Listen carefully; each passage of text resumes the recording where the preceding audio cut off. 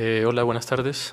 Vamos a continuar con la segunda mesa de la jornada, que lleva por nombre Múltiplos de la Resistencia. En esta mesa nos interesaba darle continuidad a la discusión sobre cómo hacer contemporáneo el movimiento del 68 a la luz de otros movimientos, en este caso el movimiento narcopunk y el movimiento zapatista. Entonces, para eso tenemos a dos invitados,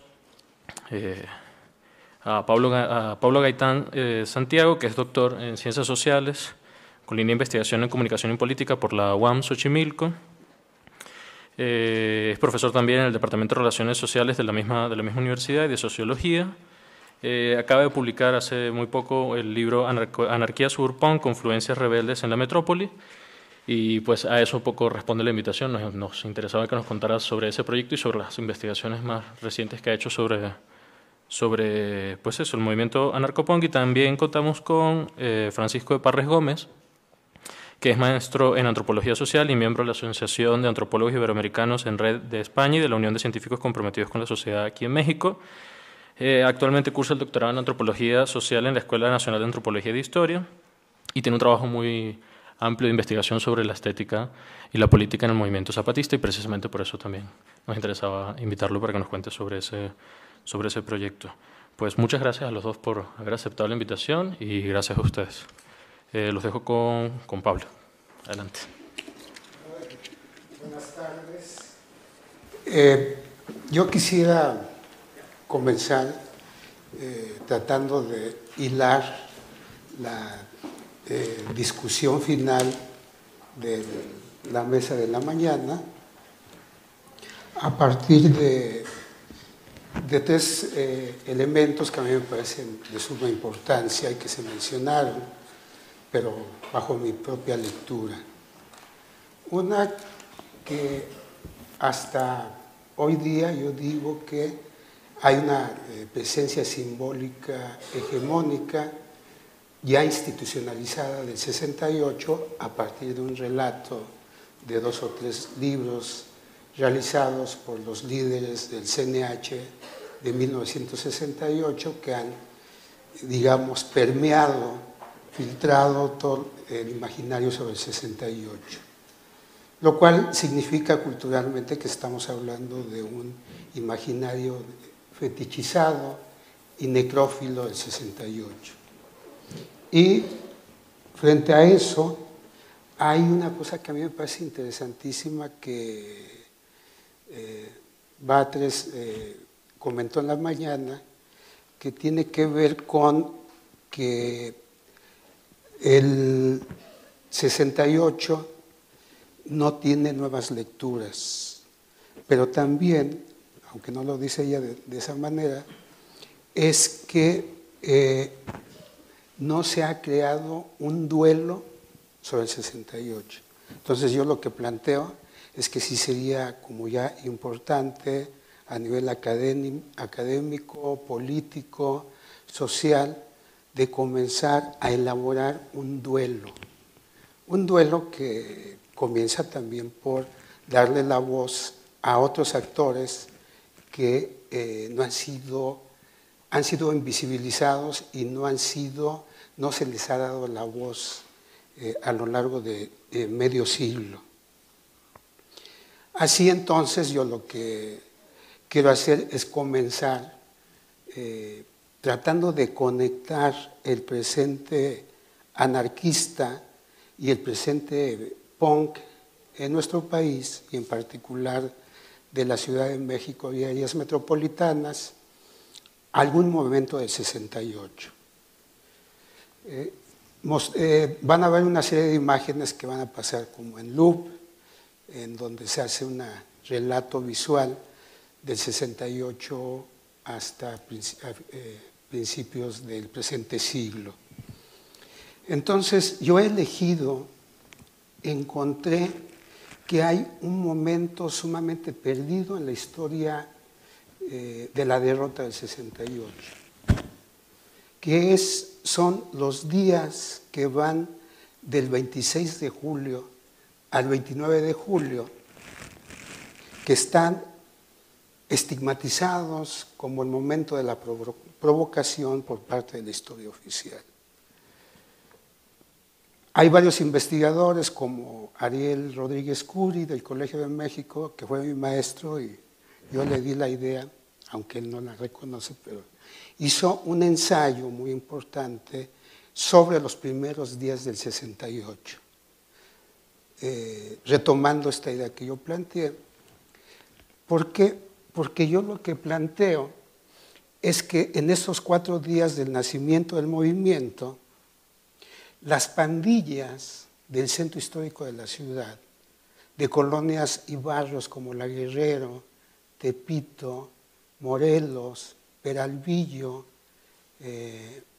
entre otras, que están en la periferia de las escuelas preparatorias y vocacionales, sobre todo del centro histórico de aquella época, tienen una gran actuación con el enfrentamiento con las fuerzas públicas del momento en esos 4 días, del 26 de julio al 29 de julio, día del bazucazo a la preparatoria 1. En esos 4 días, pandillas, porros pandilleros, porros estudiantes, son los que controlan el centro de la ciudad. Estamos hablando aproximadamente de 25 manzanas, las cuales fueron controladas durante 4 días por lo que yo llamaría el movimiento Rebeco estudiantil. Rebeco, para aquellos que no sepan, se decía popularmente, o se nombraban a sí mismos los pandilleros, o sea, es una contracción, ¿no? Entonces, de rebeldía eran los rebecos. Entonces, los rebecos de los barrios, muchos de ellos eran estudiantes o eran porros. Entonces, hay esta especie de asociación contra la política represiva en la calle de la policía de la Ciudad de México y de los militares. Es decir, que el hilo fundamental que va a correr desde los 60 hasta la actualidad es el tema de la represión en la vida cotidiana hacia los jóvenes que portan cara. En aquella época era el rebeco, en los 70 era el jipiteca del pueblo, de las colonias proletarias, era el pandillero llamado comúnmente chavo banda, y se puede hacer todo el recorrido hasta los chacas hoy día. Entonces, por portar cara, los sistemas de control policíaco callejero atacan y reprimen cotidianamente a los que porten cara y que sean jóvenes sobre el territorio urbano. Entonces, cuando ocurre esta explosión, que Rodríguez Curi le llama insubordinación social, porque fueron 4 días de insubordinación social de las pandillas, de lo que yo llamaría en términos categoriales los jóvenes plebeyos. Entonces, esto está fuera de la historia. Y eso es muy importante porque ahí nace una especie de comportamiento rebelde, anti-autoritario, que todavía no tiene una orientación ideológica, pero que existe en la vida cotidiana y que el objetivo para combatir era el policía, el granadero y el militar. Después, esto se comprueba cuando el ejército toma en la segunda quincena de septiembre las instalaciones del casco de Santo Tomás. A diferencia de la toma del ejército de Ciudad Universitaria, donde no hubo resistencia, en el casco de Santo Tomás, que está rodeado de barrios populares y hacia el norte de los barrios obreros de aquel tiempo, resisten durante 16, 18 horas al ejército, con bombas Molotov, barricadas, peleas callejeras e incluso armas. De alguna manera se tiene noticia que allí, por ejemplo, el MAR, el Movimiento Armado Revolucionario, tiene sus orígenes en esas batallas. Entonces esto me parece interesante porque es importante nombrarlo porque no existe en la historia, ni oficial ni fetichizada del movimiento del 68. Esto puede ser el movimiento plebeyo del 68. Muchos de aquellos que participaron en estas jornadas, en estas batallas antiautoritarias, confrontándose físicamente y con armas y con barricadas al ejército y a la policía, van a ser los que van a formar la coordinadora de brigadas, que era la organización de base frente al Consejo Nacional de Huelga en el 68.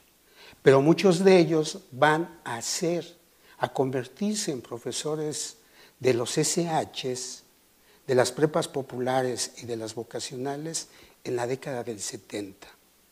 Si recordamos, para que sepa un poco esta historia, los SH son producto de la descentralización de la universidad y de la revolución educativa que propuso Luis Echeverría en 1970-76. Se descentraliza y crea el sistema de escuelas nacionales de educación profesional en la periferia de la Ciudad de México. Los SHs en la periferia. La UAM se queda también en la periferia. Las prepas populares quedan enclavadas, que son autogestivas en algunos barrios populares del centro de la ciudad. Y entonces aquí se va tejiendo y creando un puente que a mí me parece muy importante y que va a tener impactos políticos, sociales y culturales en la década del 70.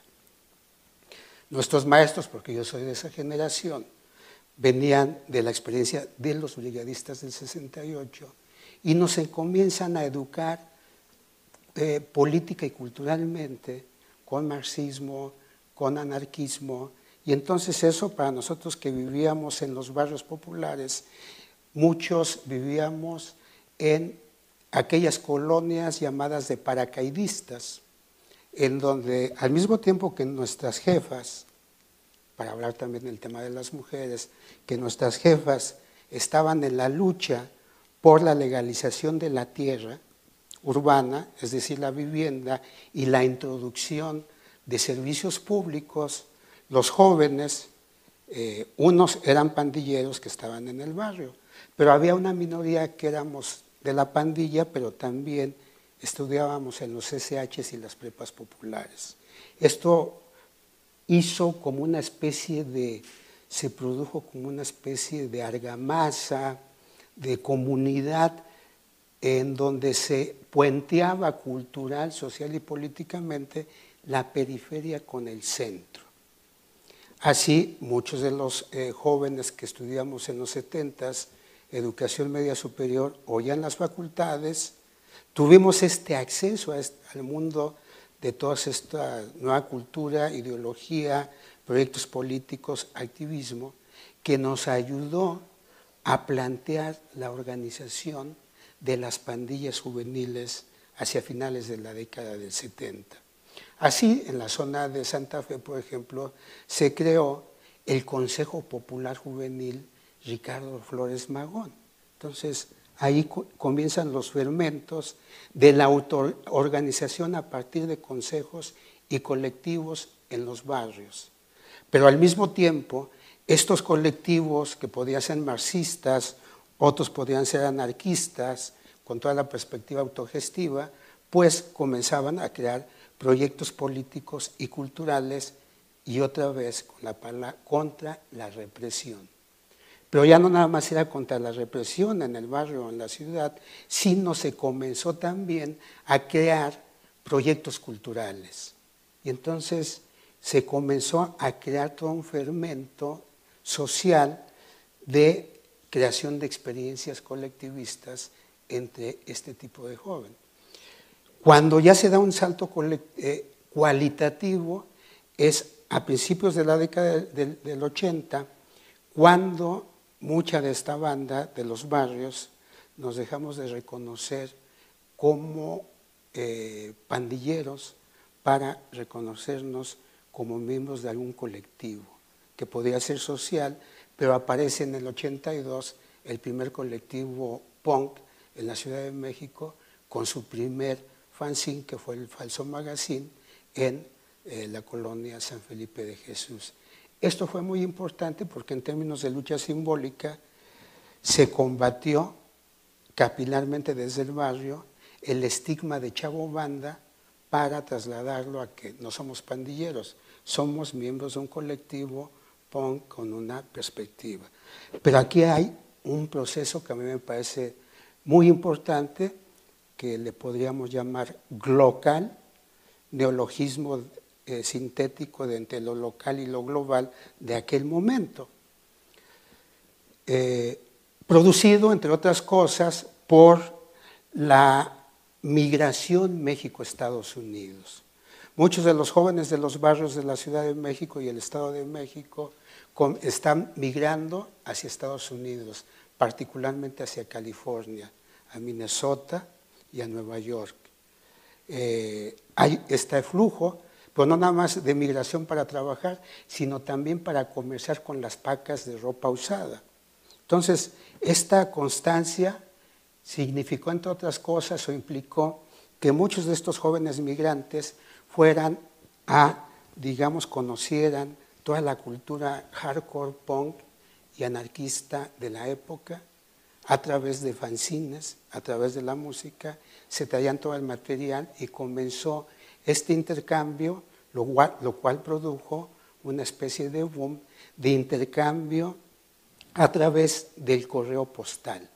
Y entonces a través del correo postal llegaban fanzines, se intercambiaban fanzines, cassettes, discos de 45 revoluciones, etcétera, etcétera, lo que provocó un diálogo, un intercambio y una transfiguración y una adaptación y síntesis entre toda esta perspectiva musical o de ruido, mejor dicho, de perspectiva y de la cultura del hazlo tú mismo, de la cultura hardcore punk, con la cultura de la sobrevivencia y del trabajo de oficio y del ambulantaje de los jóvenes en la Ciudad de México, lo cual produce el gran boom entre el 80 y el 86 de fanzines, producciones propias de cassettes, emergencia de bandas de ruido punk en la periferia de la Ciudad de México, que eso es lo que podemos nombrar como un poco la emergencia de lo que va a ser la primera oleada punk en la Ciudad de México. Con una gran movilidad, una de las grandes características va a ser, uno, sí, hazlo tú mismo, pero a partir ya de conceptualizar y llevar a la práctica el proyecto anarquista, porque hay un gran diálogo con los colectivos anarquistas que comienzan a proliferar en la Ciudad de México desde finales de la década del 70, con revistas como Caos, que aparece entre 79 y 82, que era animada por el maestro catalán Ricardo Mestre, un migrante exiliado catalán de la República Española en México, que tiene su despacho, a donde llegamos a finales de los 70 unos cuantos jóvenes a escucharlo, a ver sus paquetes de las revistas como Ajo Blanco o Bicicleta, que eran revistas anarquistas, libros, publicaciones, lecturas tipo Cornelius Castoriadis, los autonomistas de la década del 70, y eso fue un flujo, un vaso comunicante que animó mucho a muchos jóvenes de aquella época, que después ya insertos en las prepas populares, en los CSHs y en los proyectos de la periferia, comenzaron a producir hojas o volantes anarquistas y fanzines anarquistas como Anarquía en México, Antitodo, entre otros, la revista Testimonios, la revista Tierra y Libertad, que era la gran revista que producía Ricardo, la revista Caos, y que empiezan a dialogar con los fanzines punks en la época. Todo esto va creando una serie de redes y de formas de animación a partir de encuentros locales entre colectivos, entre fanzines, que van creando una memoria importante, pero aquí sigue el hilo conductor de de la represión. Y entonces hay marchas contra la represión. En 1983 el gobierno de la Ciudad de México saca o publica, o intenta publicar, mejor dicho, una ley, una norma de ordenamiento de los jóvenes, donde se prohibía que los jóvenes trajéramos pulseras, chamarras con estoperoles, pararse los pelos, y se hicieron marchas para contener esa ley. Entonces había una expresión netamente ya política en la calle, sobre el espacio público por parte de los colectivos, las bandas unidas y los consejos populares juveniles, que comienzan a tener una actuación política urbana contra el poder, y particularmente siempre desde el antiautoritarismo. Va tejiéndose, por un lado, la actitud y el comportamiento antiautoritario con abrevar de toda la perspectiva anarquista, vieja anarquista mexicana, europea, pero actualizada a partir del intercambio con fanzines y vía correo postal. Entonces se va tejiendo muy bien toda la experiencia y toda la memoria anarquista desde la calle, desde la periferia. Cuando aparece la banda icónica punk de Masacre 68, pues todo el mundo se queda con el ojo cuadrado, ¿no? Digo con el ojo cuadrado porque entonces, digamos, quienes habían registrado, digo metafóricamente, la marca registrada 68, pues empiezan a decir, ustedes no saben ni qué onda con el 68. Son jóvenes ignorantes que empiezan a infiltrarse en las marchas del 2 de octubre y ustedes ni siquiera son estudiantes, así es que ustedes son provocadores e infiltrados. Y yo les hablo desde de que esto sucedía desde 1978 en la marcha del 10º aniversario de la masacre y del movimiento. Entonces, esto sucedía desde ese momento. Va creciendo el movimiento en la periferia, las confluencias entre anarquismo y movimiento punk, y no se entiende, pero hay este icono de Masacre 68 que en sí mismo retoma y resignifica desde el barrio de la San Felipe de Jesús, que es el barrio donde nace la banda, para llevar y apropiarse la memoria del 68, y todas sus letras van a hablar sobre represión, militarismo, contra el Estado, la inconformidad juvenil.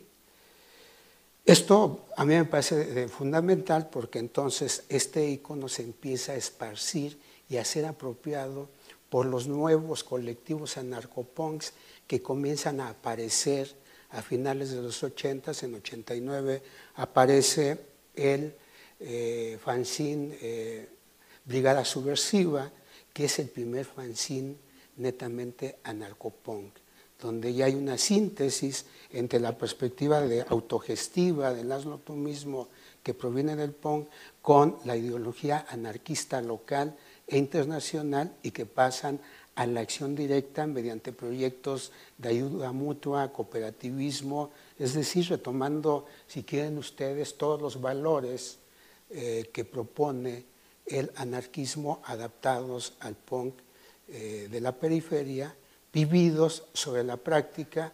Y hay algo que me parece importante mencionar. En esta síntesis que se viene tejiendo, hay una especie como de asunción por muchos de estos jóvenes de renunciar a estudiar en los centros de educación media y superior, aunque hay otro segmento que sí considera que es importante atravesar e infiltrarse por la universidad. Estas dos corrientes van a bifurcarse y van a encontrarse convocados por el movimiento del Ejército Zapatista de Liberación Nacional a partir del 1 de enero del 94. De tal manera que actúan con proyectos de radio, proyectos de stencil, proyectos de fanzines, anarcopunk, zapatistas, que comienzan a tener relación también territorial cara a cara y a nivel de las redes electrónicas de la época con los movimientos anarquistas y anarcopunks de Europa, Asia, Latinoamérica, Estados Unidos, y que comienzan a animar de alguna manera aquello que ahora se conoce en la historia como el movimiento altermundista, y que en ese sentido el primer encuentro por la humanidad, el encuentro intergaláctico convocado por el EZ en 1996, fue un momento importantísimo porque permitió un encuentro global entre las experiencias periféricas a nivel mundial y que permitió un salto poderosísimo en términos de la acción directa, en particular del anarquismo y del punk en México.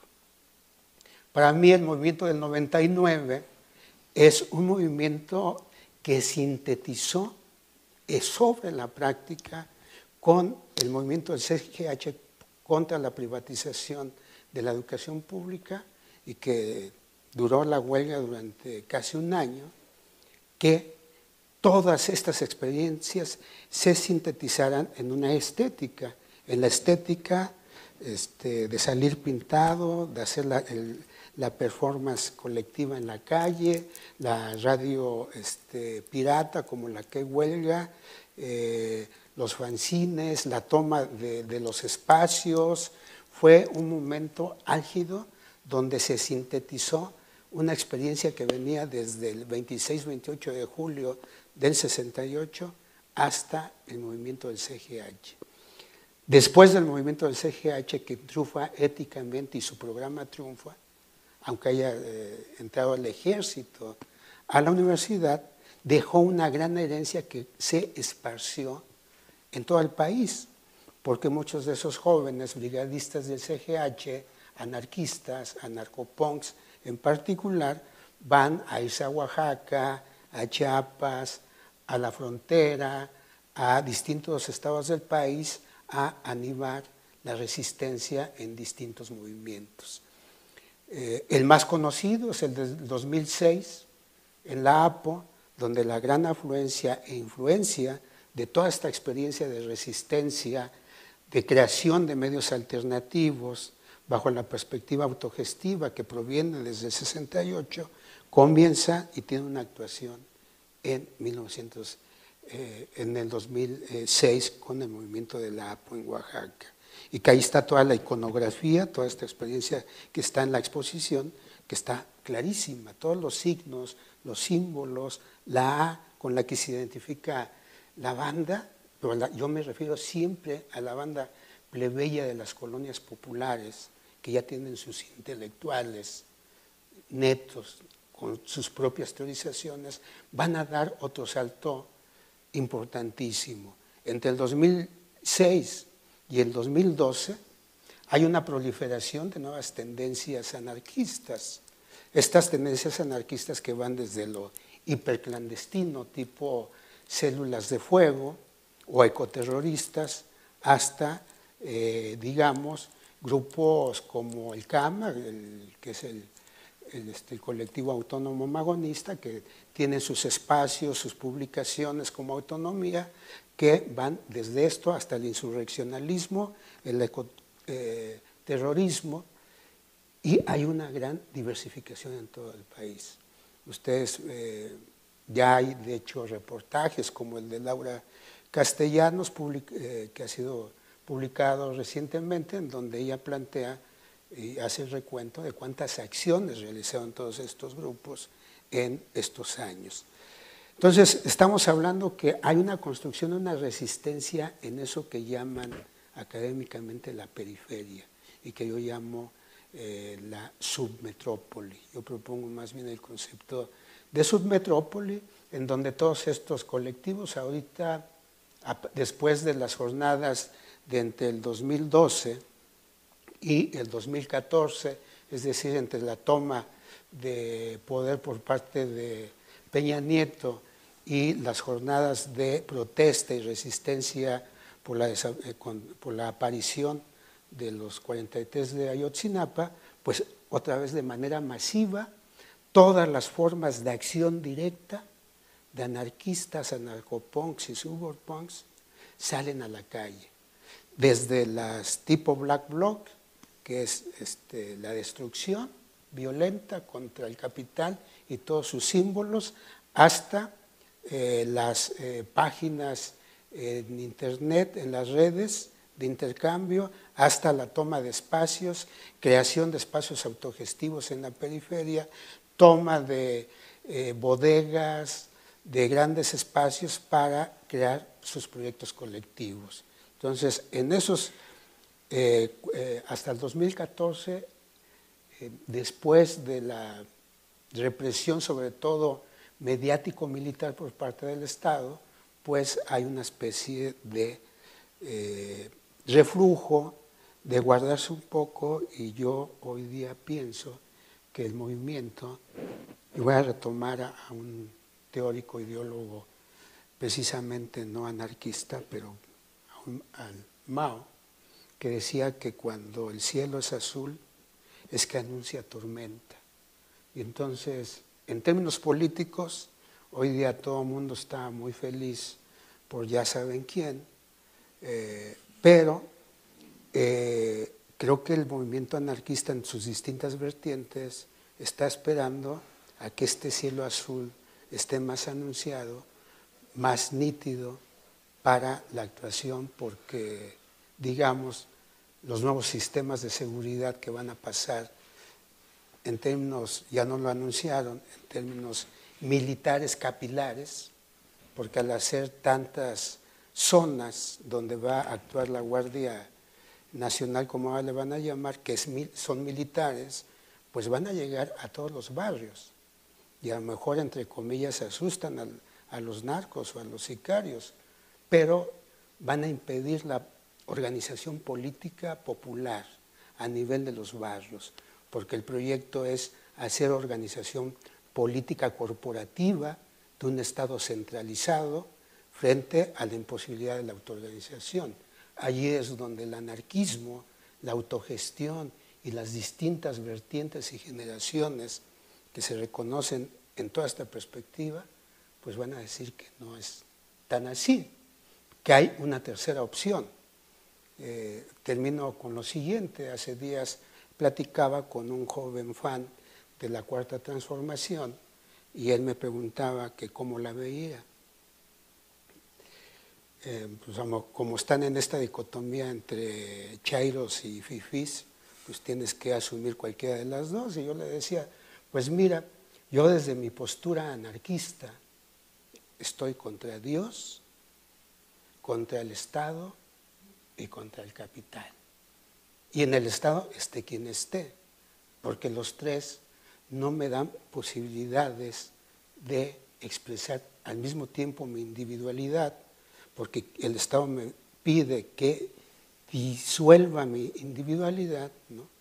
El capital me pide que consuma, y tengo que pensar en un futuro sin tener las posibilidades de crear, de prefigurar, como hace el anarquismo y el suburpunk hoy día a lo largo y ancho de todo el país, para hacer tus propias cosas, pues porque vemos que la única opción es la autogestión y la práctica de la libertad en esos términos. Entonces, es un poco lo que yo expreso.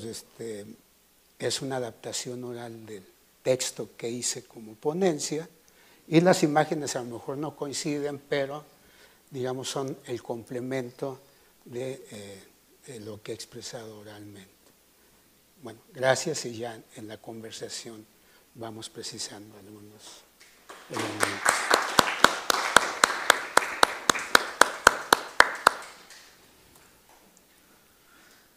Bueno, buenas tardes. Quiero agradecer la invitación que se hace para estar acá. Creo que es muy importante que espacios como este se abran a otro tipo de discursos, porque es necesario y los tiempos lo exigen, ¿no? En ese sentido, y retomando muchos posicionamientos que nos ha dado el doctor Gaitán, pero también las ponencias de la mañana, hay diferentes convergencias ideológicas, digamos, que que se van encontrando en el camino a través de las luchas sociales, ¿no? Entonces, en ese sentido, creo que hemos estado hablando, por ejemplo, recuperando a Castoriadis, que se mencionaba, las luchas que se pueden dar entre el imaginario instituido, que sería, digamos, lo que construye los aparatos hegemónicos, el Estado y las instituciones, y por otro lado, también recuperando el título de, bueno, la imaginación social. Castoriadis hablaría de un imaginario instituyente, que son todas estas potencias creativas que emergen en tiempos que irrumpen, digamos, y que proponen otras nuevas formas de organización, bajo las cuales las lógicas, en este caso del capital, no son las que precisamente se organizan. O en otro sentido, Bolívar Echeverría diría que como formación social nos movemos dentro de dos tiempos. Uno sería el tiempo ordinario de la reproducción social, donde la gente va a sus trabajos, regresa con sus familias, duerme y al día siguiente tiene su rutina. Y el otro sería el tiempo extraordinario de la creación, donde igual que Castoriadis sería el imaginario instituyente, que da posibilidad a abrir nuevos, digamos, caminos o nuevas brechas a diferentes formas de existir, entre ellas la autonomía. Entonces, lo que yo voy a presentar acá es un poco, se conecta también con la exposición porque hay una parte dedicada al arte zapatista, pero tiene conexión con todo este imaginario, digamos, rebelde, este imaginario de lucha y todos estos tiempos extraordinarios que nos invitan pues, a construir sociedades más justas, ¿no? Y equitativas. Entonces, a ver, aquí. Bueno, conexiones con el 68, digamos que desde el movimiento zapatista hay varias, ¿no? Incluso hay la formación de grupos guerrilleros, de guerrillas urbano-populares que se dieron en diferentes ciudades y posteriormente, junto con otros grupos de guerrillas que se formaron en el norte del país, algunos identifican que en Monterrey, en Tampico, por esa zona. Posteriormente, el 68, hay un contacto entre estas guerrillas urbano-populares con los movimientos, digamos, indígenas, campesinos que había en el estado de Chiapas, donde ya había sublevaciones, pues, y es donde se encuentran las guerrillas urbano-populares con los movimientos campesinos, y es donde se da lo que los zapatistas consideran como el encuentro o el choque entre dos mundos, que por un lado sería toda esta perspectiva de alguna manera materialista histórica o marxista que traía la guerrilla urbano-popular, y por otro lado las cosmovisiones y las formas de organización política y autonómica de las comunidades autónomas, que el encuentro de esos dos mundos es lo que, con trabajo, porque cuesta mucho tiempo, lograr que estos dos lenguajes conjuguen, es lo que da de alguna manera surgimiento al zapatismo. Y precisamente estamos, hoy es día 15, el sábado 17 se cumplen 35 años de la fundación del Ejército Zapatista de Liberación Nacional, que fue el 17 de noviembre de 1983, porque hay gente que piensa que, bueno, en el 94, con el levantamiento armado y con el TLC, es cuando se conoce a la luz pública, pero ellos en el periodo de la clandestinidad tuvieron más de 10 años de entrenamiento. En ese sentido, en el periodo de la clandestinidad, ellos tenían, y relacionado con lo que es la gráfica, con el imaginario y con el arte, que yo voy a hablar del arte de manera más general, tenían lo que se llamaban núcleos culturales, que era sí estar en un entrenamiento militar en la clandestinidad en la selva, pero los lunes lo dedicaban o a ver películas, o a hacer obras de teatro, o a tocar música, o a componer poesía, ¿no? Entonces, ahí nos habla cómo el arte sirve como herramienta de transformación social, pero también como herramienta política. E incluso, ya posteriormente, para la insurrección del 94, las fotografías que voy a pasar todas son parte del trabajo de campo que estoy desarrollando, y son actuales.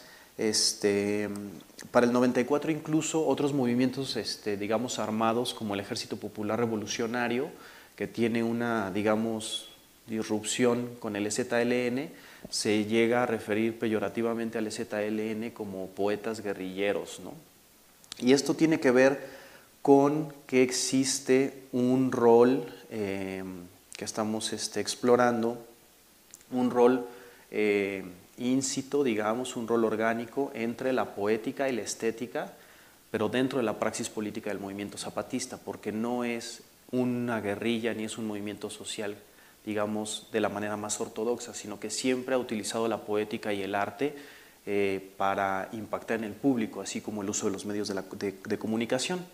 Entonces, bueno, así como el EPR también les llegó a llamar poetas guerrilleros, hay un proceso de transformación que, por ejemplo, Gloria Muñoz en su libro 20 y 10, El fuego y la palabra, identifica muy bien cómo, pues al principio de los digamos, enfrentamientos, lo que predominaba era sobre todo la acción directa y la lucha frente al Estado en contra de las comunidades insurrectas.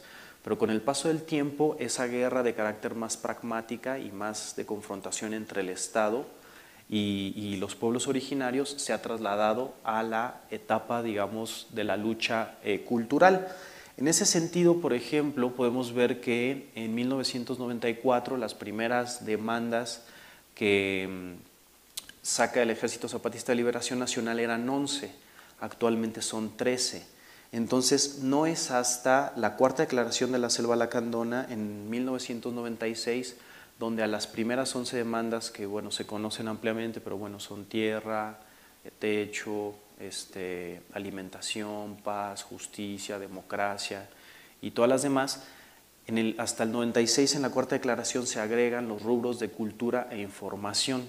Antes la cultura, digamos el rubro de cultura en términos más amplios, estaba más ligada como a una demanda de que debía de haber más cultura y deporte para los pueblos originarios, pero en realidad a lo que se manifestaba ahí era al propio autorreconocimiento de sus derechos, ¿no? Entonces, pues hay un movimiento muy fuerte en los primeros años del 94, se crean muchísimos murales, hay mucho apoyo de la comunidad internacional, se hacen murales colectivos en lo que se conocen como los caracoles zapatistas, que son sus centros administrativos y de justicia, y hay un movimiento artístico muy fuerte donde había muralistas que iban y pintaban murales comunitarios, ¿no? Esto, por ejemplo, es en Oventic. Y había mucho apoyo de artistas, digamos, entre comillas, externos al movimiento. Sin embargo, todavía no podíamos en esos tiempos acceder a la producción artística, digamos, de las comunidades autónomas. Por ejemplo, en 1998 se da una irrupción militar para destruir parte del tejido social comunitario, pero también para destruir específicamente un mural que se llamaba el mural de Taniperla o el mural Vida y Sueños de la Cañada, hecho por Checo Valdés, donde lo que se hacía era usar el arte como una herramienta de participación política. Y en los comunicados zapatistas se dice, bueno, en esa incursión militar la única victoria militar que se tuvo fue la destrucción de un mural, la destrucción de una cancha de básquetbol y de una pista de baile, ¿no? Lo que nos hace un poco pensar en estos tiempos extraordinarios de los que yo hablaba o en este imaginario instituyente, qué tan importantes para las luchas, y lo vemos en todo el recorrido gráfico que hay en la exposición. Posteriormente, en 2006, hay otro, en el marco de la otra campaña, hay otro festival que se llamó algo así como Por Otro Arte, Otra Cultura y Otra Comunicación, que ya eran como espacios un poco más abiertos específicamente al arte. Sin embargo, ese evento no se llevó a cabo en los Caracoles Zapatistas, fue en Tlaxcala, con apoyo de los adherentes al zapatismo de esa época. Sin embargo, es hasta 2016 donde encontramos que las comunidades ahora tienen unos festivales que han estado haciendo de manera consuetudinaria año con año, desde el 2016, 2017 y 2018, que son los festivales Comparte por la Humanidad, y es donde creemos que por primera vez nos podemos acercar de manera un poco más profunda a la producción artística y estética que están produciendo las comunidades autónomas, ¿no? Estos festivales, por ejemplo, tienen la característica, valdría hacer énfasis en el título, que es comparte, de la acción de compartir, el arte, por supuesto que es lo que predomina, pero también la contracción de compañero, que es como se llaman en las comunidades autónomas, que es compa, ¿no? Entonces vemos cómo todo el tiempo están jugando con esta imaginación, con estas palabras, con toda esta retórica, con todas estas metáforas y alegorías que continuamente está utilizando los zapatistas como una de sus herramientas más fuertes, digamos, comunicativamente hablando, que es lo que yo diría que en mi opinión es lo que les ha permitido reinventarse una y otra vez.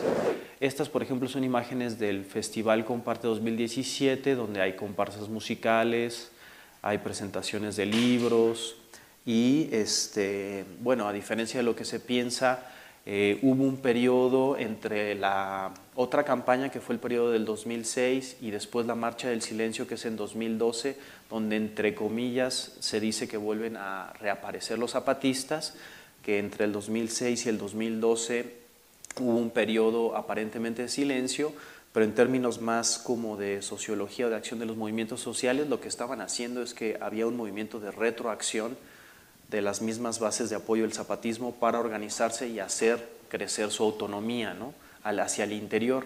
En 2012 reaparecen con una inmensa marcha colectiva que se llamó la Marcha del Silencio, donde participaron más de 45,000 bases de apoyo y volvieron a tomar las cabeceras municipales que tomaron por las armas en el 94, pero ahora las tomaron en una especie de performance, donde no dijeron ni una sola palabra, pusieron una tarima enfrente de las cabeceras municipales y hicieron un gran caracol y una gran serpiente, todos formados, miles de bases de apoyo, y subían a la tarima y todos alzaban el puño izquierdo, ¿no?, como en señal de esa redistribución también del poder y de autogestión, que es una manera distinta de concebir la política, ¿no?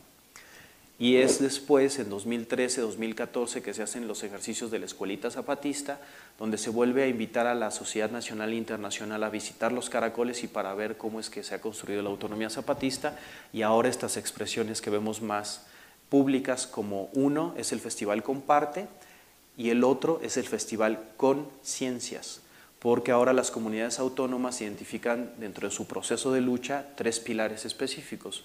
Uno sería el arte, la ciencia, y el tercero sería el pensamiento crítico. Entonces, por ejemplo, a diferencia de lo que se puede pensar en otros, o lo que dan a conocer los medios hegemónicos, aquí, por ejemplo, hay un registro que se tiene de solo el primer festival Comparte por la Humanidad, donde podemos ver por continente, América, Europa, Asia, Oceanía y África, toda la diversidad de artistas nacionales e internacionales que hubo. Porque, por ejemplo, hay una parte que es dedicada a la sociedad nacional e internacional, donde, por ejemplo, se tuvo presencia de las Black Panthers, del movimiento de las Panteras Negras de Estados Unidos. También hubo contacto e incluso hay murales que pintaron con la revolución que ahora se está haciendo en Kurdistán.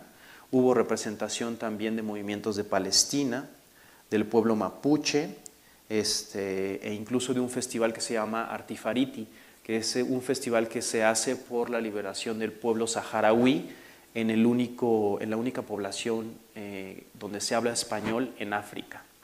Y obviamente esto estuvo acompañado no solo la sociedad internacional, sino por todo este imaginario de lucha que viene desde el 68, por supuesto la APO, también había presentes colectivos punks, las luchas feministas, las ambientalistas y la APO y las demandas por Ayotzinapa. Ahora, respecto a lo que estamos viendo en el sistema de las artes zapatistas actual, podemos ver que antes lo que conocíamos principalmente era la literatura, y en la literatura yo estoy encerrando no solo los libros y los relatos públicos que conocemos como Durito de la Lacandona o los relatos del Viejo Antonio o todo este imaginario que se crea a partir de los comunicados que hace el Comité Clandestino Revolucionario Indígena y la Comandancia General, en muchas ocasiones en la pluma del entonces subcomandante insurgente Marcos. Y estoy poniendo también ahí los comunicados, porque si nosotros leemos los comunicados zapatistas tampoco son los más ortodoxos, ¿no? Todo el tiempo están usando muchos metarrelatos, están usando mucha poética, están usando muchas metáforas, ¿no? Tenemos canciones canciones que pueden abarcar desde la época clandestina en el 83, que eran corridos revolucionarios de la insurrección clandestina, hasta canciones que están produciendo actualmente con sus propios circuitos de producción, circulación y consumo. Hay muchísima poesía, pintura, escultura, teatro, danza y bordados, ¿no? Incluso hasta algo de performance. Entonces, identificamos, bueno, esto ya es un poco en términos más teóricos, identificamos que hay, por ejemplo, 3 ejes, uno que sería el discursivo semiótico, ¿no? Es decir, donde predomina más lo hablado o lo escrito que lo visual, y en este caso vemos que las comunidades están utilizando mucho canciones, poesías, y aquí faltaría integrar dentro de lo discursivo también la literatura. Tenemos un segundo eje que sería el semiótico discursivo, es decir, donde predomina más la imagen sobre el discurso, y lo semiótico sería en este caso las pinturas, las esculturas y también los bordados, aunque aquí no están integrados, pero todos bajo una lógica colectiva de producción de las obras de arte. Esta, por ejemplo, en específico, que se llama Habrá una vez, aquí dice obra colectiva de insurgentas e insurgentes zapatistas del EZLN del Comparte 2017. Entonces, aquí hay una recreación de la vida comunitaria, de cómo viven en una comunidad zapatista, pero específicamente esta, podríamos decir, la instalación es hecha por, digamos, la parte de los milicianos y las milicianas, es decir, el brazo armado del movimiento, no por las bases de apoyo, que serían la parte, digamos, civil. Y por otro lado encontraríamos a las semiosis complejas. Con semiosis me refiero a procesos de generación de sentido, donde se producen signos, donde se producen símbolos, donde se producen lenguajes, imaginarios, y se comparten significaciones. En este caso, las semiosis complejas serían las obras de teatro y las danzas, también los performance, porque involucran el uso del tiempo, pero también el uso del espacio, de una cierta indumentaria, la relación auditiva, elementos de vestuario, de movimiento del cuerpo, que por eso lo hacen más complejo, ¿no? En el sentido de análisis, ¿no? Y pues bueno, estas son algunas imágenes de los festivales más recientes. Aquí tenemos una obra de teatro donde se representa la presidencia municipal y bueno, hay diferentes ejemplos que se pueden dar. Aquí esto puede parecer como un poco más cuadrado, más académico, pero lo que yo intento hacer es hacer un mapeo, un muestreo de cuáles son, podríamos decir, los objetos discursivos más recurrentes o cuáles son los temas que más están tratando las comunidades autónomas ahora en su arte, ¿no? Entonces, a partir de una recopilación de todo el material que hicieron en los festivales, del trabajo de campo que estamos haciendo y de la transcripción específicamente de todas las poesías y las canciones de los festivales 2016 y 2017, vemos que por lo menos en las poesías y las canciones lo que predomina es la ideología zapatista. Después nos hablan de la metáfora que ellos hablan como de la hidra capitalista, el papel de las mujeres en la organización, historias revolucionarias, las fincas históricas, la colonia y el capitalismo, donde ellos no encuentran precisamente una disrupción en el tiempo, sino que dicen que hay una explotación que viene, por lo menos para los pueblos originarios, desde la colonia hasta el capitalismo, la ancestralidad, que se refiere a las diferentes cosmovisiones que comparten todos estos grupos, que sí bien podemos llamar mayas, pero además de mayas son tzotziles, celtales, tojolabales, zoques, ¿no? Choles. La resistencia histórica, que es la resistencia ante la colonia, la actual, que es la lucha que llevan, los proyectos de liberación, el CNI, su vocera y sus antepasados o abuelos. Pero si nos vamos, por ejemplo, al eje de lo que sería las pinturas y las esculturas, vemos que la correlación temática cambia, ¿no? Lo más importante o las representaciones que más destacan es el tema de las mujeres en la organización, y cabe señalar aquí que los zapatistas dicen que hubo un primer levantamiento antes del 94, que fue una revolución dentro de la revolución, y eso fue la creación de la Ley Revolucionaria de Mujeres Indígenas en 1993, un año antes del levantamiento armado, donde, por ejemplo, una de las cosas que se prohibía era el uso del alcohol en las comunidades, porque pues con eso venían muchos problemas de violencia intrafamiliar, de descomposición del tejido social y ese tipo de cosas, ¿no?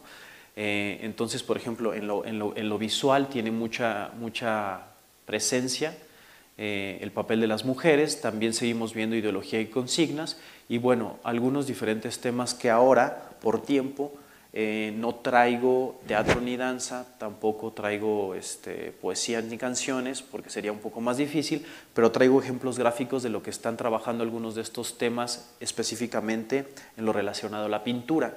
Entonces, por ejemplo, en una categoría que podemos construir como maíz naturaleza, vemos cómo se están representando en los trabajos colectivos, la milpa, el maíz es de todos, y bueno, representaciones como justicia, democracia y libertad, otro mundo es posible, pero que ellos lo elevan también a un sentido cósmico, digamos, ¿no?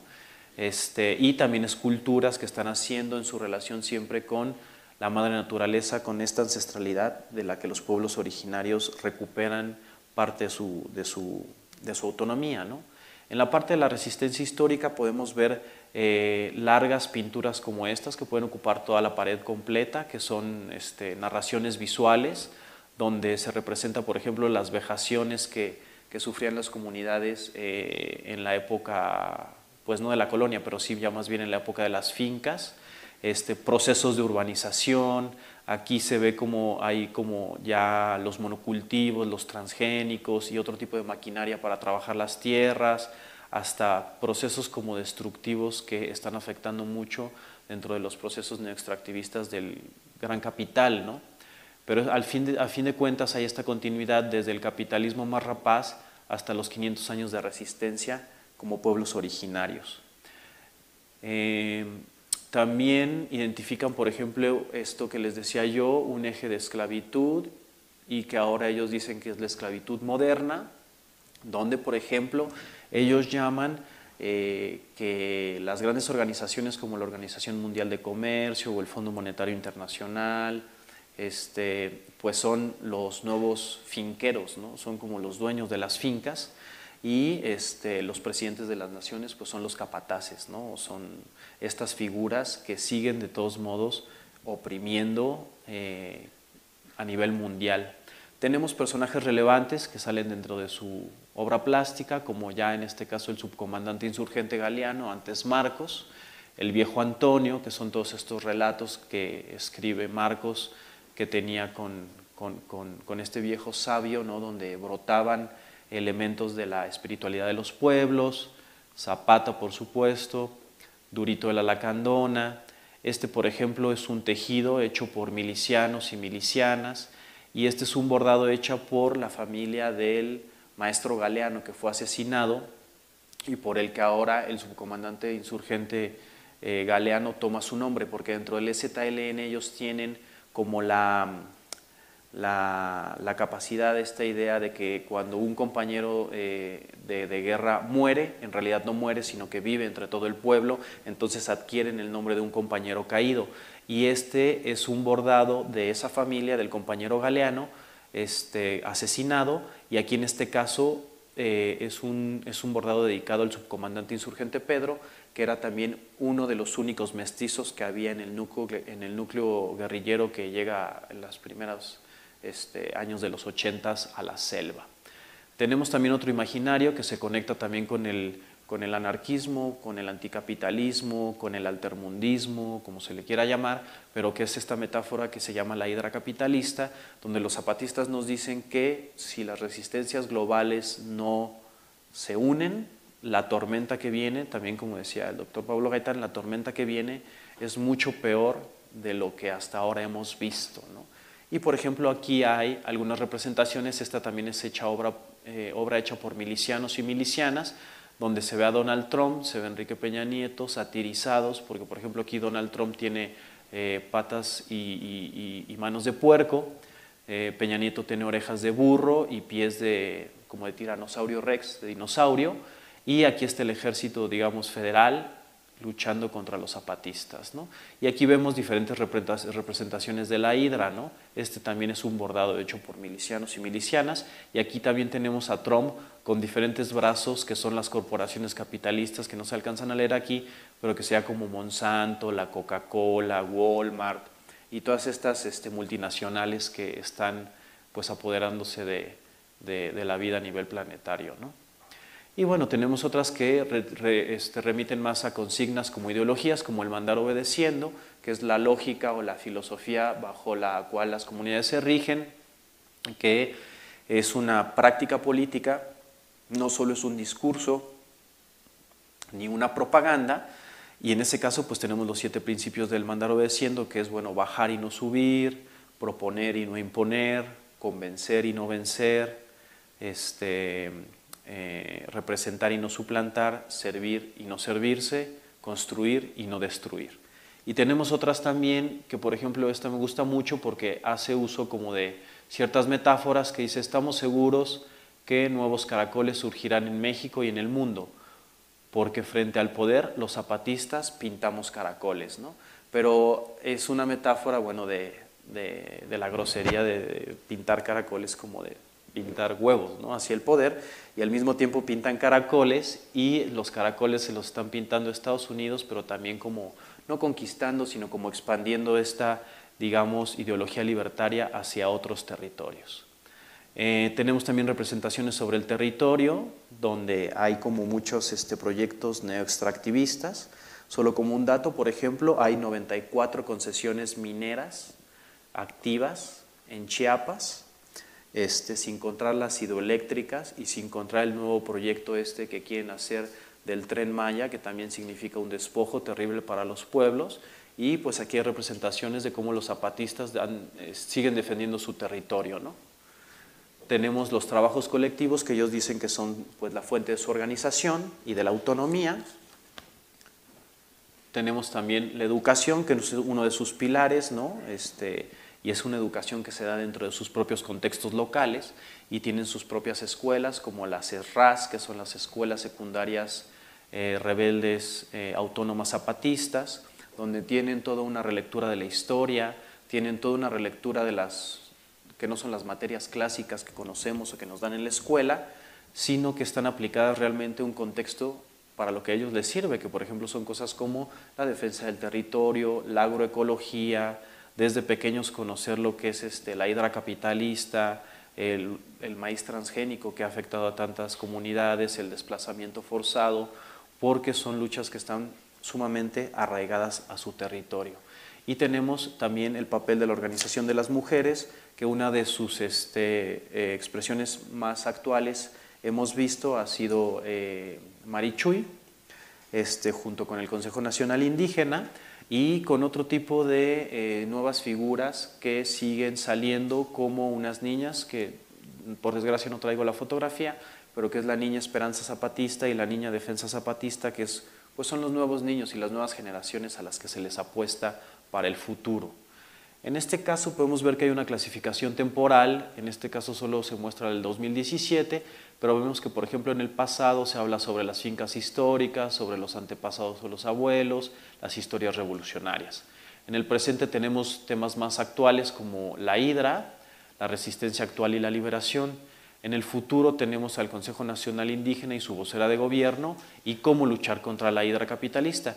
Y un tercer eje que yo le llamo transtemporal, que son todos estos objetos discursivos centrales o temáticas que se puede ver, que pueden ir desde el pasado hasta el futuro o del futuro hasta el pasado, rompiendo la correlación del tiempo y el espacio en una misma obra, sea una poesía, sea una canción, sea una obra de teatro.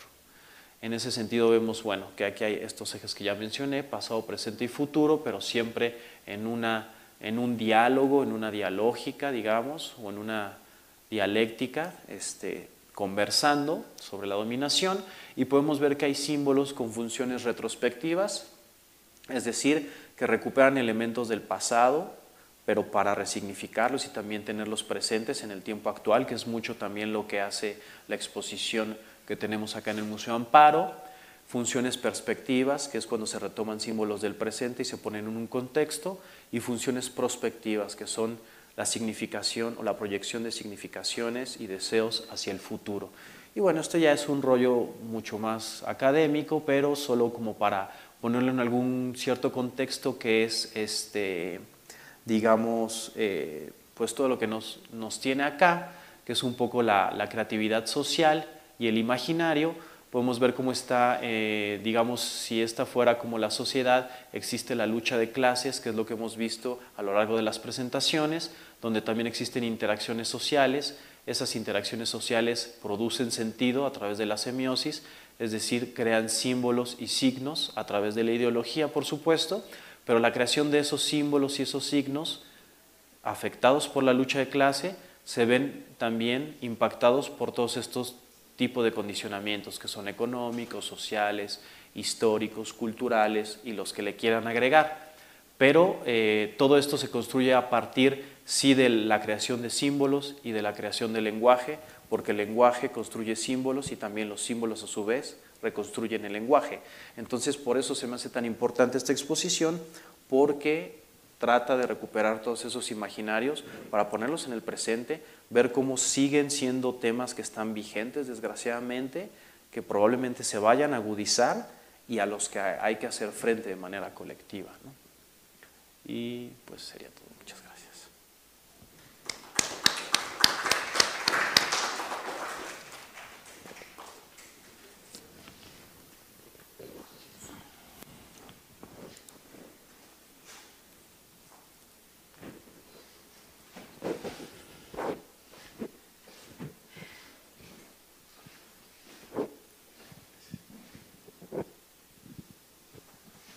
Muchas gracias a Pablo y a Francisco.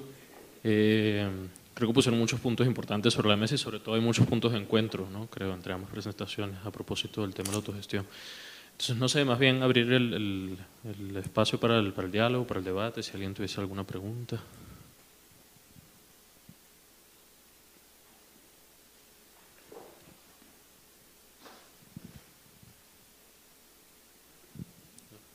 ¿No? A ver, yo entonces, mientras alguien se anima. Es demasiado transparente. No, a mí me gustaría preguntarle a Pablo, es más bien una pregunta como por curiosidad, porque vi en las fotografías, aunque no, como bien dijiste, no te interesaba tanto centrarte en ellas, pero sí había un par de fotografías que me llamaron la atención, que registraban sobre todo los sucesos del sismo del 85 y del fraude electoral del 88. Entonces, más bien me daba curiosidad preguntarte si rescatarías o crees que hubiese como un papel importante allí, algún rol que jugó ese movimiento anarco suburpunk en torno a esos dos sucesos, no sé, alguna manifestación específica que creas que valdría la pena recordar. Eso en cuanto a tu presentación. Y a Francisco más bien me interesaba, creo que no es como preguntar, sino comentar sobre la idea que estábamos discutiendo hace un rato sobre cómo todo acto político en realidad está constituido a su vez por una dimensión estética, y creo que no necesariamente es lo que se ven en muchas de las imágenes, que todavía tiene una condición como mucho más tradicional, digamos, del arte y de la producción artística en pinturas o en danzas o algo, ¿no? Como, sí, manifestaciones artísticas, sino la dimensión eso, performática más bien, comunicacional del ejército. Eso creo que es más bien lo que rescataría. Insisto, no como pregunta, sino como tema que me interesa de tu presentación. Bueno, yo le aumentaría otros dos momentos a los que planteas. A lo largo de los 80, un primer momento importante es 1982, que es, digamos, el quiebre o la mutación en donde el Estado nacionalista revolucionario del PRI y con toda su perspectiva de política corporativa y asistencialismo social, quiebra y asciende un nuevo Estado, ¿no? Y una nueva política económica, que es la neoliberal, representada por el grupo tecnocrático. Eso produjo en la vida cotidiana un impacto fuertísimo, porque hubo precarización de las clases medias, pero también crecimiento de la periferia. Son los años de un crecimiento estratosférico del municipio de Chalco, por ejemplo, que eso es importante porque, vean ustedes, Chalco y Ecatepec en particular, para poner dos territorios del feminicidio, nacen entre finales de los 70, o sea, fuertemente crecen en esta transición.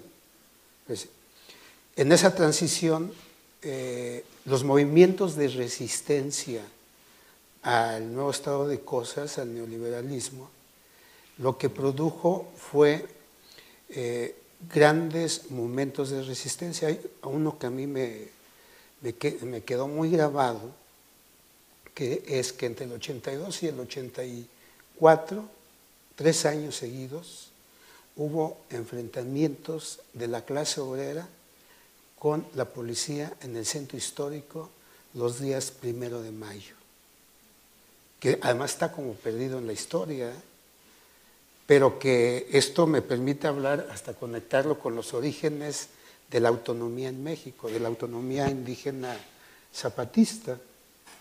El momento más fuerte fue en 1984, porque había un conflicto en el espacio público para que el movimiento de sindicatos independientes se infiltrara las marchas del Día de Gracias de la clase obrera al presidente. Y entonces se metían durante 3 años seguidos, y eran unas batallas en donde obviamente también las pandillas estaban ahí, los colectivos, en el frente. Entonces, esa es una parte, por ejemplo, que en la historia no está, y que es toda la continuidad de resistencia, pero también de lucha callejera. A mí me impresiona cómo en la academia, y lo digo en muy buenos términos, se olvida esta parte de la historia. O sea, porque es así como que mala educación, o no sé, hay un imaginario que trata de digamos, de desucarizar, de volver light, de deslactosar la historia de lucha callejera. A mí, por ejemplo, me interesa mucho esa parte. Yo he estado tratando de reconstruir esa parte. Entonces, en el 84 sucede eso. No sé si ustedes tengan en su mente el registro de que el 1 de mayo del 84 hubo un atentado público contra Miguel de la Madrid. En la marcha del 1 de mayo del 84, un grupo de estudiantes de la Prepa Popular Tacuba, que es toda una trayectoria en la pedagogía popular, se infiltran, se paran frente al Palacio Nacional, transmisión nacional del desfile, y avientan una bomba molotov a De la Madrid. O sea, eso no está en la historia. Pero eso era parte de todas las resistencias que había en ese momento y que van a tener continuidad. Pero, por ejemplo, en ese momento, el sindicalismo independiente traía mantas monumentales, que ese es otro elemento bien importante en ese momento. Toda la parte obrera, por ejemplo, es un hiato que hay que llenar en las próximas exposiciones. O sea, también hay una gráfica de la clase obrera que comienza a desaparecer a partir de 1982, que me parece bien importante. En todos los sentidos, pero en ese sentido, y por coincidencia en ese momento es el auge de un proyecto en la UAM Xochimilco del plástico del taller de gráfica monumental en la División de Ciencias y Artes del Diseño de la UAM Xochimilco, en donde va a estar, entre otros, un amigo de Marcos que se llama Mauricio Gómez Morín. En ese momento también sale una revista que se llama Prole, en la que yo colaboro, y se va creando allí todo un proyecto de proposición de producción gráfica autónoma.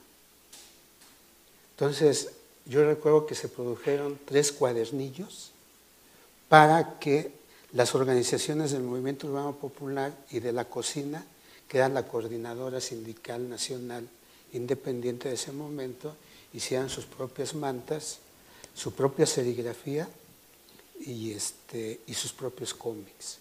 Entonces, produjeron eso y muchos sindicatos, entre otros la Pascual, que estaba en todo su proceso también de volverse cooperativa, de ahí nace, de hecho. Entonces hay este ambiente y esta parte, por ejemplo, en la memoria, yo digo que se está perdiendo, es 1982-84. En 84 coincide con otro hecho catastrófico, que vuelve a la mente, para mí al menos en mi imaginario, la semana pasada, no fue la semana pasada, ya no me acuerdo si fue la semana pasada o esta, San Juanico. Hay la explosión de la gasera en San Juanico, lo cual produjo que los colectivos, había 3 tipos de colectivos, lo que eran las bandas unidas, entonces había bandas unidas del Rosario, bandas unidas de Azcapotzalco, bandas unidas de Coyoacán, bandas unidas, entonces proliferaron las bandas unidas. Las bandas unidas, los distintos colectivos de bandas unidas, fueron a auxiliar hasta la población de San Juanico en esos días. Hubo de hecho confrontación con el ejército y la policía desde aquella época, porque no los dejaban pasar a auxiliar a la gente que estaba totalmente destrozada. Eso queda, y entonces en el 85 viene el sismo, pero entre 84 y 85 hay un ataque del Estado contra todos los, entre comillas, líderes, que ellos consideraban líderes, y colectivos, y comienzan a desaparecer a chavos de las bandas, de los colectivos punks, de las pandillas que estaban trabajando en estos procesos. Yo puedo decir que, de acuerdo a lo que conozco y lo que he escrito, es que ya había una gran coordinación del movimiento juvenil que ya estaba pasando a otros niveles. Y allá había mucha presencia de futuros zapatistas. O sea, muchos de ellos se fueron a la selva después de eso, ¿no? Pero entonces sucede eso. Y en el 85 viene, y los primeros que comienzan a recabar víveres, a ir a rescatar muertos, etcétera, etcétera, son otra vez las pandillas y los colectivos y las coordinaciones de bandas. Esos son nada más que el sistema empieza a decir mediante y crea los jóvenes en general. Entonces decían los jóvenes, pero no, fueron todos estos grupos, a diferencia de los jóvenes que se solidarizaron el año pasado con el sismo. Yo ahí veo una gran diferencia. Fue de la periferia al centro. Ahora fue todo en el centro. Pero vean que es bien interesante porque pareciera que del centro no sale organización. Y eso que son los sectores ilustrados ahora los que fueron impactados por el sismo del 2017. Pero en el sismo del 85, la periferia llegó a auxiliar a la periferia del centro, es decir, a Tepito, La Guerrero, Tlatelolco, La Doctores, etc. Vean, o sea, se conecta a la periferia. Entonces eso, en términos territoriales, es muy interesante porque una de las características de los grupos, los colectivos, era el nomadismo urbano. O sea, no se quedaban en el centro ni iban a una pulquería, a una cantina hipster, ¿no? Aunque digan que es alternativa, sino se caminaba y se cruzaba y se conocía el territorio. O sea, ese era un gran saber que yo digo que hoy día se ha perdido. El saber del conocimiento y saber andar la ciudad, la metrópoli y la submetrópoli. Nadie nos perdíamos. O sea, eran, en términos no estigmatizados ni de estereotipo, de verdad que era como la película de los guerreros, pero en real, ¿no? Porque los colectivos cruzábamos la ciudad o la metrópoli para ir a hacer tocadas, digamos, de paz entre pandillas. Eso es lo que sucedía en 85 y proliferó. Y en 88 hubo pues, como una ruptura, porque quedó muy claro, ¿no? Digamos, los colectivos anarquistas, los suburpunks, los punks, los primeros anarcopunks, pues evidentemente no comulgaban con la perspectiva nacionalista revolucionaria de Cárdenas. Y entonces ellos siguieron con su proyecto. Las pandillas y los colectivos no participan para nada en el proceso electoral. Están en otro tipo de luchas. O sea, de hecho es cuando comienzan a proliferar paralelamente los encuentros regionales de colectivos. Entonces, encuentros regionales en Monterrey, en Nogales, en Ciudad de México, en Ecatepec, en Querétaro. Entonces, era muy interesante este mundo paralelo en ese momento, que de alguna manera se fue todo desarrollando y tramando de manera paralela para cuando viene el 94 en automático. Bueno, hasta ahí llego. Esto pues nada más retomo al maestro Castoriadis. Castoriadis hace un estudio, de los pocos estudios, también porque él era más militante, digamos, en otro sentido, de la Revolución Húngara de 1956, cuando se rebelan frente al estalinismo, que era así como inédito, la clase obrera, los intelectuales, los estudiantes se rebelan, y los aplasta el Estado soviético. Pero entonces él es cuando acuña esta noción de autonomía y de consejo desde un hecho histórico.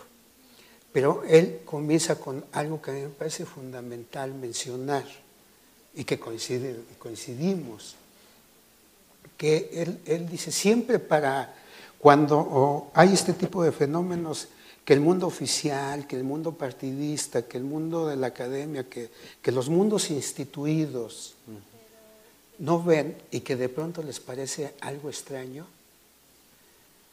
de pronto todos dicen, es un movimiento infiltrado, claro, son policías, ¿no? Son provocadores.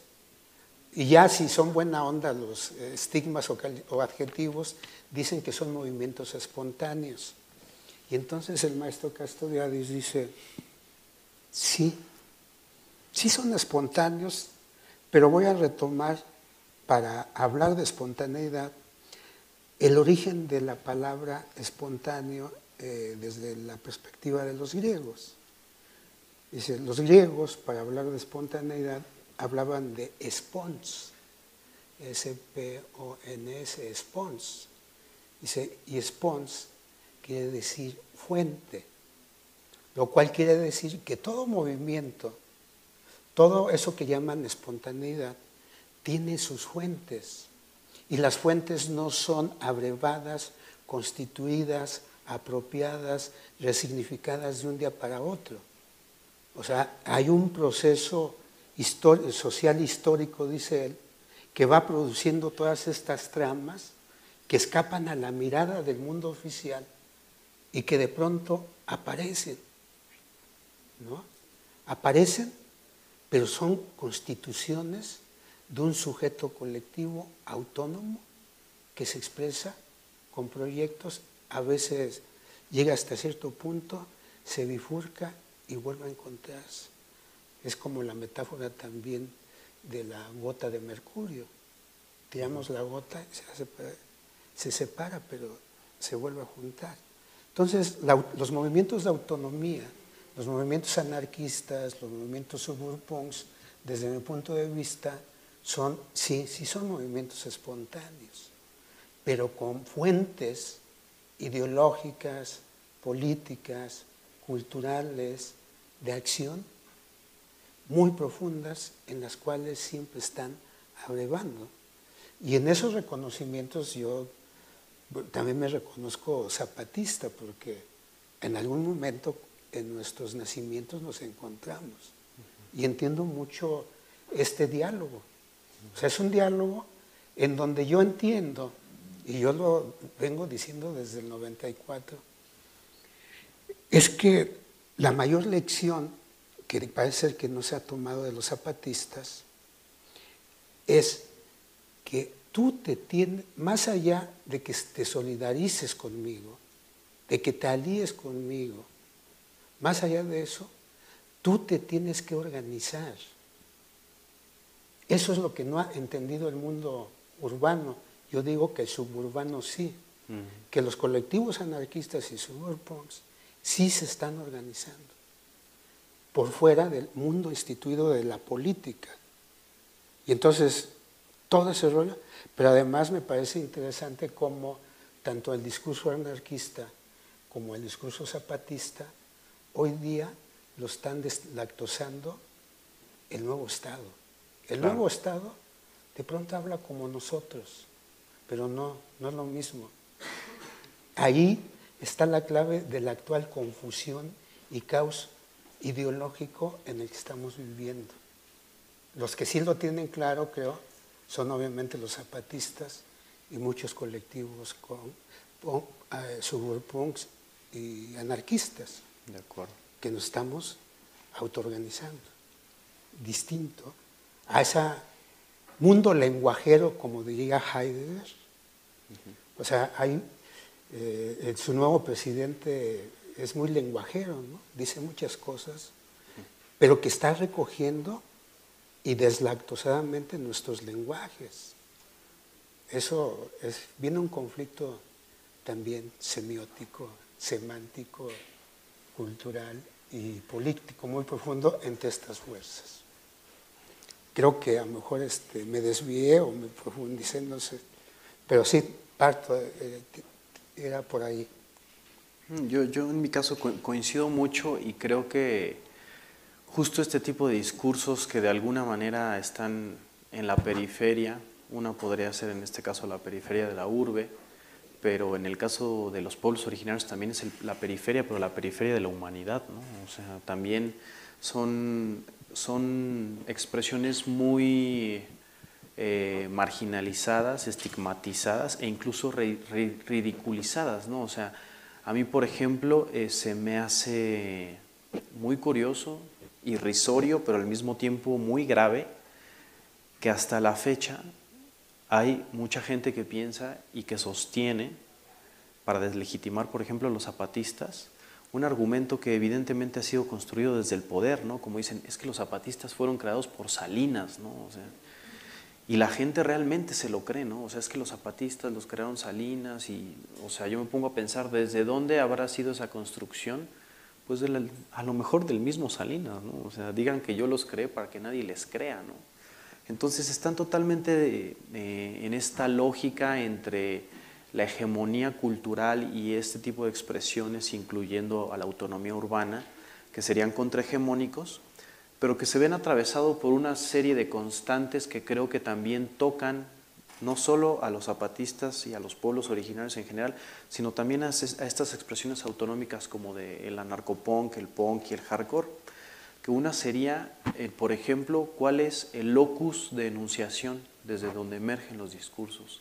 Es decir, qué posición ocupan los sujetos en la estructura social y desde dónde hablan, cómo hablan y quiénes son y a quién le hablan. O sea, todas estas afrentas que vemos en la exposición son afrentas hacia el poder, pero son afrentas hacia el poder desde la contrahegemonía. Entonces, la posición desde donde hablan los sujetos, digamos en términos, por ejemplo, de distribución de la información frente a los medios masivos de comunicación, pues están en desventaja. Pero también hablan desde una posición, creo que también es común con lo que nos presentó Pablo, que es desde la condición corpopolítica, ¿no? O sea, porque es una condición que recae en el cuerpo. También la gente que vive en las periferias urbanas, pero también los pueblos originarios, es gente racializada, por ejemplo, muchas veces que viven en condiciones precarias, no todas, pero que se ven atravesadas por una serie de patrones de dominación que han sido impuestos desde el centro.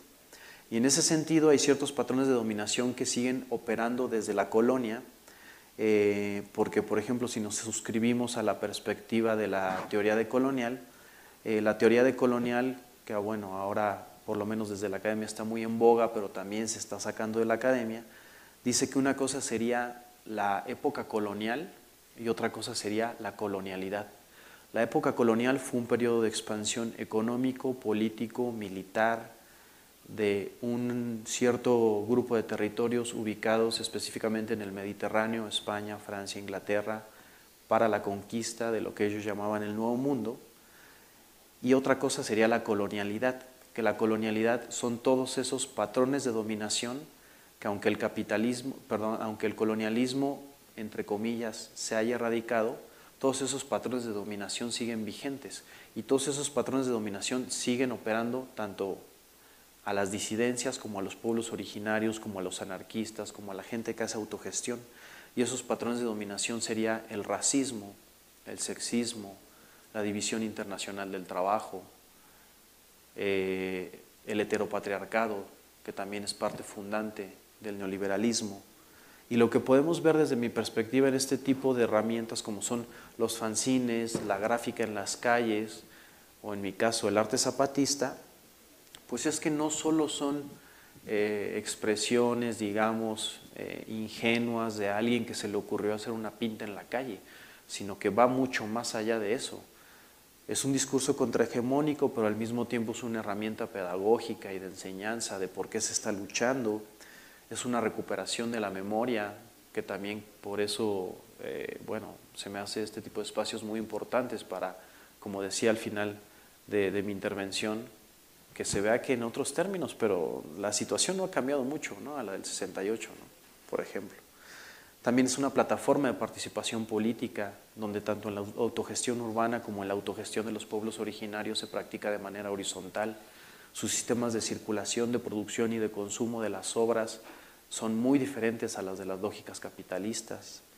Y en el caso de los pueblos originarios también es una forma de sanación frente a la herida colonial, ¿no?, que llamarían desde la perspectiva de colonial, que son todos estos procesos que la racialización de las poblaciones a partir de la esclavitud han producido, y entre ellas es el arte, porque también el arte como institución pues tiene una colonialidad, o estos patrones de dominación también recaen en el arte en este caso, y existiría lo que podemos llamar una colonialidad estética, que es como todo el racismo, el clasismo, el sexismo, el heteropatriarcado y todos estos principios de exclusión que operan del centro hacia las periferias, excluyen, deslegitiman, invisibilizan cualquier otro discurso que no venga de la cima del imaginario occidental eurocentrado, que en este caso es un hombre blanco, europeo, clase media alta, que son los que estamos acostumbrados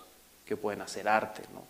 Entonces, cuando nos presentan este tipo de cosas como creatividad o esa discusión si es arte o artesanía, pues se diluyen muy fácil si vemos las lógicas en cómo está operando el poder frente a este tipo de disidencias, por ejemplo.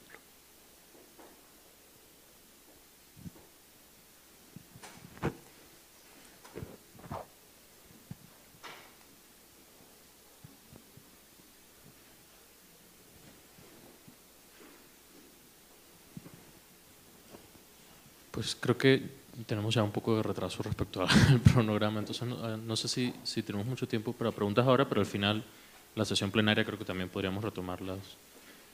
Más bien creo que haremos una pausa de 5 minutos mientras pues cambiamos las presentaciones a los siguientes invitados y los invitamos a pasar. Y nada más un comercial.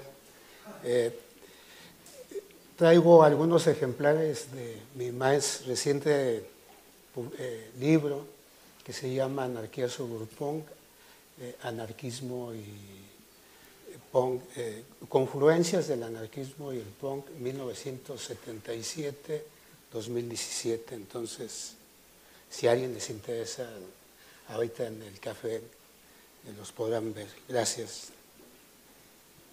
Digo la autogestión.